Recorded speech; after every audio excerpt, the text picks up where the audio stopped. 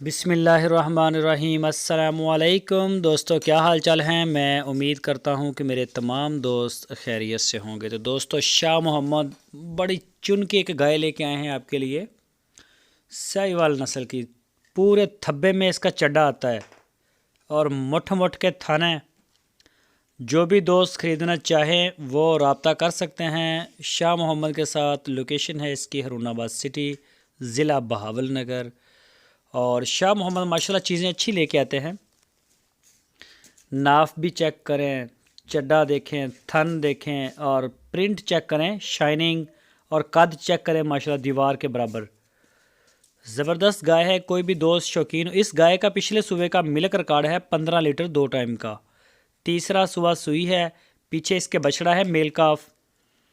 तो जो भी दोस्त ख़रीदना चाहे वो शाह मोहम्मद से रब्ता करें। इंशाल्लाह जिस तरह की भी आप तसल्ली चाहेंगे आपको टाइम मिलेगा, आप अपनी तसल्ली कर सकते हैं और डेरे पे जाके चेक कर सकते हैं। तसल्ली करें पूरी, आप अपने पैसे देने हैं, आपका राइट है।